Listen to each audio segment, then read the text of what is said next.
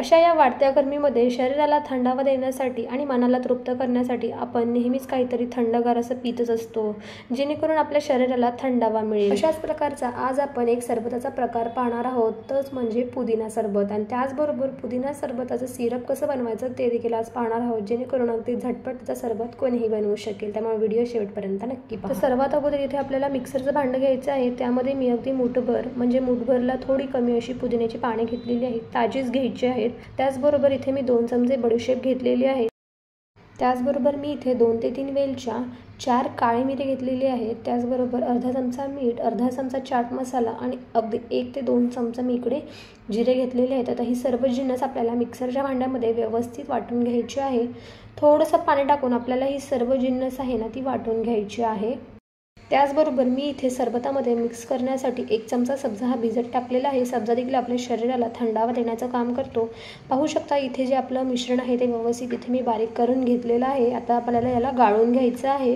व्यवस्थित आपल्याला गाळणीच्या मदतीने हे सर्व मिश्रण गाळून घ्यायचं आहे। त्यानंतर मी इथे 1 कप साखर मिक्स केलेली आहे, पाहू शकता तुम्ही।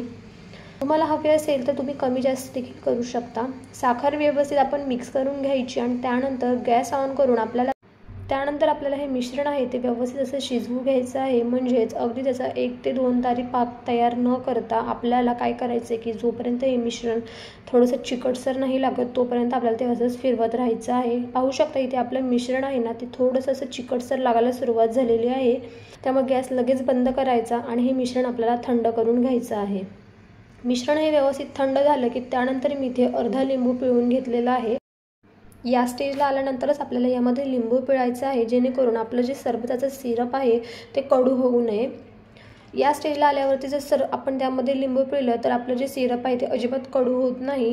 नाहीतर गॅस ऑन असतानाच त्यामध्ये जर तुम्ही लिंबू पिळलं तर ते सिरप कडू होऊ शकतं। त्यानंतर तुम्ही पाहू शकता इथे आपलं जे सिरप आहे ना ते तयार झालेलं आहे। याला तुम्ही काचेच्या भरणीमध्ये अगदी 1 ते 2 महिन्यासाठी स्टोअर करून ठेवू शकता। सरबत बनवण्यासाठी मी इथे थोडंसं थंड पाणी घेतलेलं आहे आणि त्यामध्ये मी इथे अगदी 1 पळी भरून सरबताचं सिरप आहे ना ते मिक्स केलेलं आहे। त्याचबरोबर 1 ते 2 चमचा मी इकडे सब्जा टाकलेला आहे। सब्जा देखील आपल्या शरीरासाठी खूप हेल्दी असतो, त्यामुळे उन्हाळ्यामध्ये सब्जाचं सेवन नक्की करावं।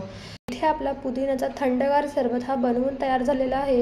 इथे मी थंड पाणी देखील वापरलेलं आहे आणि त्याचबरोबर इथे मी काही बर्फाचे क्यूब्स देखील टाकलेले आहेत। तुम्हाला जर बर्फाचे क्यूब्स टाकायचे नसतील, थंड पाणी असेल तरी देखील चालेल। त्यानंतर पाहू शकता हा असा आपला थंडगार पुदिन्याचा सरबत हा बनवून तयार झालेला आहे। अगदी 2 मिनिटांमध्ये बनवून तयार होतो जर आपण सिरप बनवून ठेवला असेल तर। त्यामुळे तुम्ही अशा पद्धतीने सिरप घरी एकदा नक्की बनवून पहा। अशाच नवनवीन रेसिपीज पाहण्यासाठी अजून देखील आपल्या चॅनलला कोणी सबस्क्राईब नसेल केलं तर पटकन जाऊन चॅनलला सबस्क्राईब करा। चला तर मग भेटूया अशाच एका नवीन रेसिपी बरोबर। तोपर्यंत स्वस्त रहा आणि मस्त खा।